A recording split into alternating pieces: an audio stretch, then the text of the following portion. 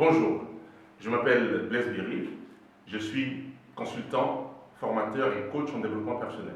Je suis aussi directeur associé de Top Marketing, un cabinet spécialisé dans la formation, le coaching des cadres et la gouvernance des entreprises. Alors, en tant que consultant, comment rédiger son CV?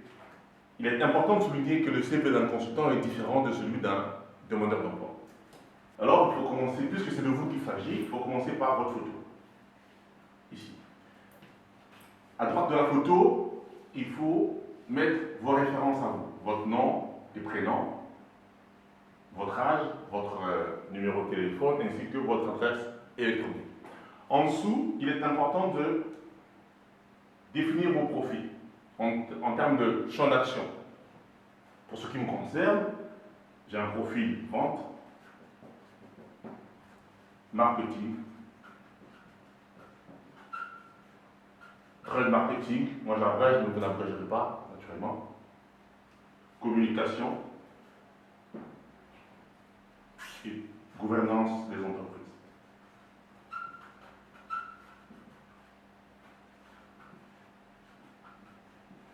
C'est-à-dire la mise en place la rédaction des procédures pour les entreprises, la mise en place des différents documents qui permettent à l'entreprise de bien se comporter dans son environnement. Il est important, en dessous des champs d'action, d'énumérer les quelques axes, les quelques missions que vous avez déjà effectuées en tant que consultant.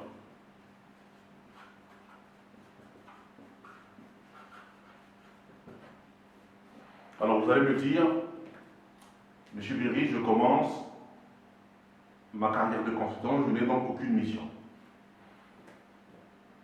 Ce n'est pas très bon pour vous. Chacun de nous connaît dans son entourage un cadre supérieur, un directeur d'entreprise qui peut vous aider à obtenir une ou deux missions, quitte à les effectuer de façon bénévole. Donc, une fois que vous les avez effectuées, ça devient un acquis pour vous. Vous mettez donc ici la première mission que vous avez effectuée, mettez là la deuxième. Un minimum de 2 missions est déjà suffisant. C'est après que vous parlez de votre expérience professionnelle. Voilà. Il faut souligner qu'ici, en termes de mission, il est bien d'énumérer la mission, mais aussi de dire les résultats auxquels vous êtes parvenu pendant l'exécution de ces missions-là. Donc, votre expérience professionnelle ici, vous commencez effectivement par l'expérience la plus récente et vous terminez par l'expérience la plus lointaine. Voilà. 2, 3, 4 lignes suffisent. Vous n'êtes pas obligé d'avoir une expérience kilométrique. Vous avez pour une société la période pendant laquelle vous avez travaillé au sein de cette société-là, les missions principales que vous avez effectuées. Et vous mettez vos diplômes obtenus. Voilà. Voilà. Ce qu'il faut savoir, c'est que autant pour un demandeur d'emploi qui est débutant, il va commencer par les diplômes obtenus, mais autant pour vous qui voulez devenir consultant, vous qui êtes consultant, vous commencez par vos champs d'action,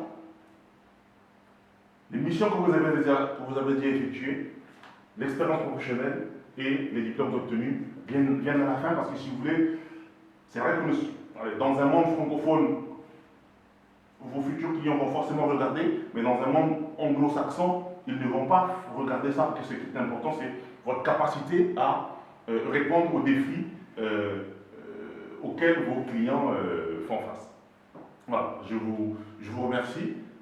Pour ceux qui veulent approfondir la connaissance dans la rédaction d'un CV, il vous suffit de nous contacter.